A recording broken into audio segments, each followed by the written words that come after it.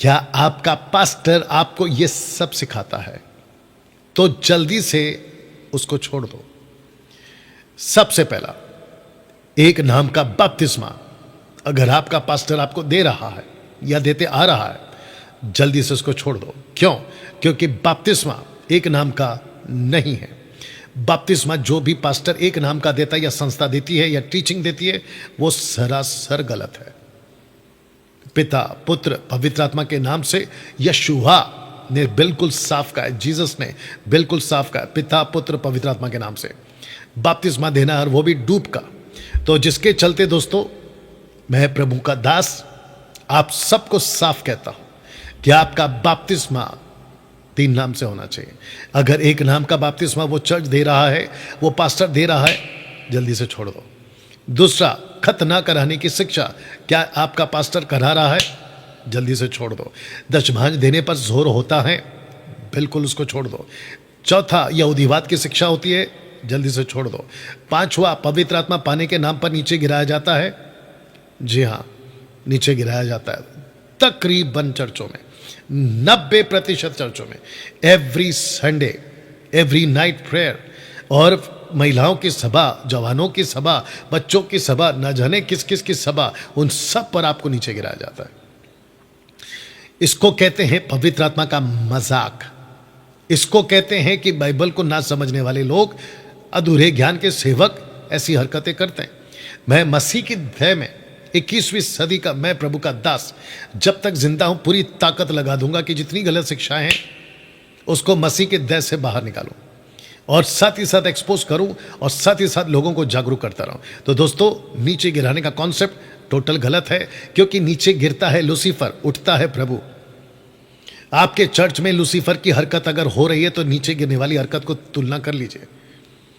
यीशु कभी नीचे नहीं गिराता, उठाता। पूरे बाइबल के अंदर ओपन चैलेंज है। अगर जिस किसी के पास में भी बहस करने आए, आपको लगता है कि डैनियल राज आप गलत बात कर रहे हैं, बाइबल में लिखा है कि नीचे गिरा है, विद कॉन्टेक्स्ट में है ना मेरे पास में, आपको ओपन चैलेंज है। बाइबल में कहीं पर भी कोई भी पीठ के बल कोई नहीं गिरा, लेकिन जितने भी गिरे मुंह के बल, और वो भी आराधना के तौर पे, लेकिन पीठ के बल कोई नहीं गिरा, पीछे कोई नहीं गिरा। तो ये चर्च में कौन सी बकवास चल रही है? तो इसको ध्यान रखा जाएगा ना। साथ ही साथ 6वां पॉइंट, पास्टर को पापा बुलवाना, पास्टर की पत्नी को मम्मी बुलवाना, टोटल बकवास है। क्योंकि यीशु ने कहा है, मत्ती 23:9 में, किसी को पृथ्वी पर पापा नहीं बुलाना, पृथ्वी पर किसी को पिता नहीं बुलाना। तो जिसके चलते दोस्तों, आप लोगों को यह बिल्कुल साफ कह दो कि अपने लोकल पास्टर को पापा मत बुलाइए। किसी को पापा नहीं बुलाना है। 7वां, सांसारिक जीवन भी जी सकते हैं कि शिक्षा। कहते हैं, चर्च के मेंबर पूछते हैं अपने पास्टर से, क्या हम थिएटर जा सकते हैं? तो कहते जाओ, बताइए। पिक्चर का गाना सुन सकते? तो बोला सुन सकते। बोला अच्छा है तो सुन लो। टोटल बकवास। 8वां, जिब्रिश बुलवाने की शिक्षा। या तो खुद बोलते हैं या तो बुलवाते हैं। ऐसी सभी चीजें, ऐसी सभी हरकतें मैं समझता हूं मसीह की ध्यय में ना तो तब थी, ना कभी दादी गई, लेकिन ये पता नहीं कहां से आ गया। रबा रबा शबा शबा, क्या हुआ? सब ठीक है? रबा रबा शबा शबा वाली बातें आपको नहीं करनी। और आखिरी 9वां, बाइबल के बाहर की शिक्षा आपको नहीं देनी ना दोस्तों, क्योंकि अनाउंसमेंट बहुत जरूरी होता है। और मैं देख रहा हूं कि 310 फेसबुक पे आप लोग जुड़ चुके हैं और 300 यूट्यूब पर। Excuse me. तो जिसके चलते दोस्तों, ये जो पॉइंट्स है, मैं समझता हूं कि आपके लिए बहुत इंपॉर्टेंट है। 1 सेकंड दीजिए ना दोस्तों। आपके बीच अभी इसी को कंटिन्यू करते एक कॉन्सेप्ट रख रहा हूं अनाउंसमेंट के तौर पे। ये बात है, ठीक है ना। मेरा जो आज का विषय है वो है गुड फ्राइडे के ऊपर, ठीक है। लेकिन अभी मैं जो रखने जा रहा हूं उसको भी बहुत ध्यान से आपको सुनना होगा। सबसे पहले मैं चाहता हूं कि आप ये पोस्टर देख लीजिएगा। लिखा है कि 2 ही ग्रुप्स हैं, एक क्रिश्चियन ग्रुप, दूसरा कल्ट ग्रुप। आपने ठीक सुना, वह ठीक देखा, Christian group and cult group. जिसका हिंदी अनुवाद मैंने कुछ यूं रखा है, यीशु का झुंड और शैतान का झुंड, राइमिंग के हिसाब से। बस ये दो ही ग्रुप हैं साहब, जितने मसीह समाज में लोग हैं, जितने प्रभु के लोग हैं, जिनका उद्धार हो चुका है, आप सभी को बस ये दो चीज का अंतर समझना होगा। एक है क्रिश्चियन ग्रुप, दूसरा है कल्ट ग्रुप। डैनियल भाई, क्रिश्चियन ग्रुप से आपका क्या मतलब है? तो वचन रखा हूं, पौलुस कहता है 1 कुरिन्थियों उसका 1:10 में लिखा है, हे भाइयों, मैं तुमसे यीशु मसीह जो हमारा प्रभु है उसके नाम के द्वारा विनती करता हूं कि तुम सब एक ही बात कहो, तुम में फूट ना हो, परंतु एक ही मन और एक ही मत होकर मिले रहो। वाह! तो इसको कहते हैं कि जो यीशु जी थे उसके साथ जो लोग जुड़ते चले गए, वो ग्रुप, उसके बाद में 3000 का जत्था, यानी कि फर्स्ट लॉट सैल्वेशन का, वो जुड़ता चला गया। पौलुस, तिमोथी, टाइटस, ये जुड़ते गए।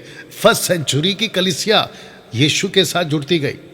उसके बाद, वाह, उसके बाद जितने भी उद्धार पाते हैं, अगर वो यीशु की शिक्षा पर हैं, तो उनकी गिनती होती है क्रिश्चियन ग्रुप में। क्रिश्चियन ग्रुप में, जी हां, क्रिश्चियन ग्रुप से मतलब क्या है डैनियल भाई? रिलीजन? बिल्कुल नहीं। क्रिश्चियन से मेरा मतलब है यीशु मसीह के सच्चे अनुयायी, सच्चे अनुयायी।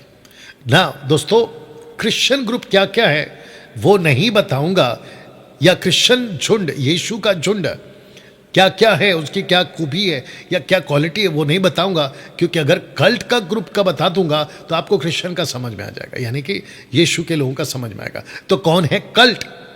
जो नहीं मानता कि यीशु गॉड है, ये कल्ट है। दूसरा, जो कहता है कि एक माता स्वर्ग में है, माता यरूशलेम वाले ग्रुप, मदर जेरूशलेम, ये वाले लोग। कौन है? जो एक नाम का बपतिस्मा देते हैं। कौन है कल्ट ग्रुप? जो ट्रायून गॉड को नहीं मानते। कौन है कल्ट ग्रुप? जो यहूदीवाद की शिक्षा देता है। कौन है कल्ट ग्रुप? जो महिलाओं को पास्टर बनने से रोकता है। कौन है कल्ट ग्रुप? इल्यूमिनाटी, शैतान की कलीसिया। कौन है कल्ट ग्रुप?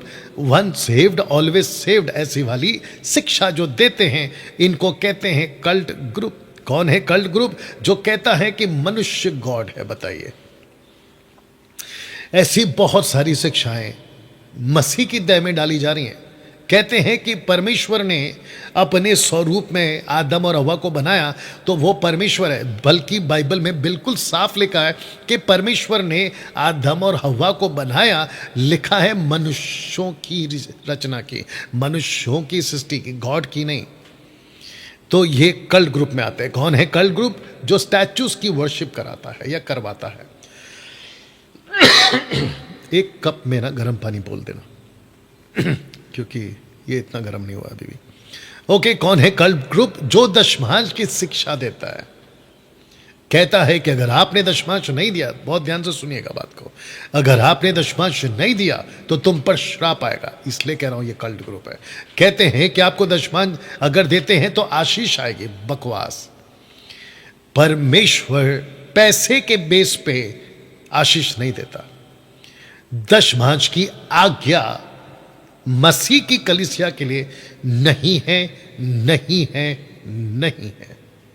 दशमांश की आज्ञा सिर्फ और सिर्फ इजरायलियों के लिए थी, यहूदियों के लिए थी, और वो भी एक टाइम लिमिट के लिए थी। जैसे हर चीज का, दवाई हो, टॉनिक हो, कोई भी चीज हो, उसकी एक एक्सपायरी डेट होती है, वैसे ही परमेश्वर के बहुत सारी चीजों का भी एक टाइम लिमिट है। सैक्रिफाइस का एक टाइम लिमिट। अभी अंधभक्तों और जो अधूरे ज्ञान के लोग हैं, आपको बातें समझ में नहीं आएगी। ऐसे कैसे आपने कह दिया कि एक्सपायरी डेट है? बातों को समझिए, नहीं समझ में आता जस्ट लीव। दूसरा हम कुछ नहीं कर सकते आप लोगों के लिए। तो दशमांश की शिक्षा यीशु की कलीसिया के लिए नहीं है। तो क्या है यीशु की कलीसिया के लिए? पैसे के क्षेत्र में जिसको देना है मन से दो, जिसको देना है मन से दो ना। दोस्तों, कौन सा है कल्ट ग्रुप? जो लोगों को नीचे गिराता है। कौन सा है कल्ट ग्रुप? जो खुद को पापा बुलवाता है। कौन सा है कल्ट ग्रुप? जो प्रभु बोझ लेने से रोकता है। प्रभु भोज लेने से रोकने वाले कल्ट ग्रुप कैसे हो गए डैनियल भाई? अभी बता देता हूं। कहते हैं कि आपका बपतिस्मा नहीं हुआ, आपका उद्धार तो हो गया है लेकिन आपका बपतिस्मा, तुम्हारी औकात कैसे है कि तुम किसी प्रभु के दास दासी को, बेटा बेटी को, जो परमेश्वर में विश्वास कर चुका है, उसका उद्धार हो चुका है, वो प्रभु का दास दासी बन चुका है, बस उसका बपतिस्मा नहीं हुआ, देर सवेर उसका बपतिस्मा हो जाएगा। लेकिन तुम क्या कहते हो? आज रविवार है, खबरदार अगर तुमने बपतिस्मा प्रभु बोझ लिया तो। बोले क्यों? बोला तुम्हारा बपतिस्मा नहीं। मेरे को एक बात बताइए, उसका बपतिस्मा नहीं हुआ है लेकिन उद्धार होकर 3 महीना हो गया, 1 महीना हो गया, 6 महीना हो गया, 1 साल हो गया, किसी वजह से आपने नहीं दिया, उसने नहीं लिया। 1 सेकंड दीजिए। आपने नहीं लिया, उसने नहीं लिया, या दिया, या कुछ ऐसी बात हो गई और बीच में आ गया प्रभु बोझ। तुम्हारा दिल कैसे करता है कि तुम उसको प्रभु बोझ से रोको? वो परमेश्वर का बेटा बन चुका है, बेटी बन चुकी है, दास दासी बन चुकी है, और बीच में लाकर कहते हो कि देखो इसका बपतिस्मा नहीं हुआ इसलिए। अच्छा, कौन सा वचन उठाते हैं? 1 कुरिन्थियों उसका 11 अध्याय वचन 23 से लेकर कुछ 32-33 तक, या उससे आगे भी। कहते हैं अनुचित रीति। तो जितने ऐसे सिखाते हैं ना, मैं उनको बिल्कुल साफ कहना चाहता हूं। एक वॉइस क्लिप मेरे पास किसी ने पहुंचाई थी, उनका आपस में एक मीटिंग हुआ था, या दे दो आप, उनके आपस में जूम मीटिंग हुई थी और उसका कोई लीडर था, कहता है कि डैनियल राज कौन है मैं नहीं जानता। अच्छी बात है भाई, मुझे मत जानो लेकिन कम से कम परमेश्वर के वचन को जानो, ठीक है ना। बट अगर तुमको मुझे जानना है ना, अगर तुमको मुझे जानना है ना, तो तुमको मैं ऐसा जनवाऊंगा, या जानोगे तो मुझे, मैं चाहता हूं कि तुम मुझे जानो। खास करके वो जो तुमने वॉइस क्लिप में बोला था ना, अनुचित रीति का मतलब तुमने बता दिया था। बोला बपतिस्मा नहीं लिया तो प्रभु भोज नहीं लिया। ये अनुचित रीति वाले आप जो भी हैं, या ये अनुचित रीति वाले का जो कॉन्सेप्ट तुमने दे दिया था ना भैया, और एक आदमी ने कॉल भी किया था मुझे, कहता है कि देखो ये है अनुचित रीति, तो वचन को कॉन्टेक्स्ट में पढ़ो। मैं इसके ऊपर वीडियो बना चुका हूं, अभी ज्यादा नहीं बोलूंगा, ठीक है ना, ध्यान से सुनिएगा। पौलुस कहता है कि तुम आपस में एक दूसरे के लिए ठहरा करो, ये है कॉन्टेक्स्ट। उसको कहता है कि जो मसीह की देह को ना पहचाने। मसीह की देह कौन है? एक मिलकर मसीह की देह नहीं है, हम सब मिलकर मसीह की देह। तो वहां पर दिक्कत यह थी कि कोई एक दूसरे के लिए रुकता नहीं था और वक्त से पहले खा लेता था। तो पौलुस ने कहा अगर किसी को भूख लगी है तो जाकर खाना खा के आए, लेकिन कम से कम प्रभु भोज के टाइम पे एक दूसरे के लिए रुका करें। उसको कहते हैं अनुचित रीति, ना कि बपतिस्मा नहीं हुआ तो प्रभु भोज मत दो, ये बकवास है। तो दोस्तों, कौन सा कल्ट ग्रुप जो अर्पण की हुई वस्तु खाने की शिक्षा देता है? कहते हैं कि किसी के भी आगे अर्पण की हो उसको तुम खा सकते हो। बोले पूरी दुनिया में यही चल रहा है, तुम भी खा सकते हो। आपको पता है मैं किसकी बात कर रहा हूं, जो एमएमबी में था और उसको हमने एमएमबी से निकाल दिया। आप लोग जानते हैं कि मैं किसकी बात कर रहा हूं। जी हाँ, परेशान आत्मा। तो जिसके चलते कौन सा कल्ट ग्रुप जो सिखाता है कि पुराना श्राप अभी भी है। बाल्टी देते हैं, कहते उल्टी करो, उल्टी हो गई इसका मतलब है कि आपका श्राप टूट गया। बताइए कौन है कल्ट ग्रुप जो खुद को किसी नबी से जोड़ता है? आपको पता होगा कि एक ग्रुप चल रहा है, उसका नाम मुझे याद नहीं आ रहा है। कहते हैं कि जो हमारा पास्टर आए थे 150-200 साल पहले, वो एलिया थे। वाह बेटा वो एलिया थे। अब आप सोच के देखिए कैसे कैसे लोगों से आपका और हमारा पाला पड़ने वाला है। इसलिए शुक्र है कि मुझ जैसे 10 तक का मसीह की देह में बीच बीच में आकर दहाड़ते रहते हैं। आप लोग जब मुझे सुनते हैं, बीच में किसी ने कॉल किया था, उसका नाम था अब्राहम दास ना, तो उन लोगों को भी, उन जैसों को भी बताना चाहते, कहते हैं कि डैनियल भाई आपने कैसे कह दिया मनोज शाहू को कि तुम गुंडे हो, तो फिर तुम्हारी जो हरकत है तुमको भी कहना पड़ेगा तुम भी गुंडे हो।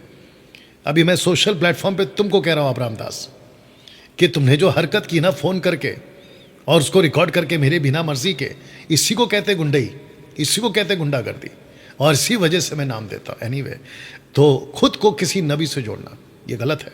कौन है कल्ट ग्रुप जो संसारिक जीवन जीने की शिक्षा देता है, जो सिखाता है कि केवल मुझसे ही प्रार्थना करवाओ? बताइए कौन है कल्ट ग्रुप जो जिब्रिश बोलता है और बुलवाता है? दोस्तों, इन सभी बातों को एक एक करके फिर कभी अलग से वीडियो बनाऊंगा।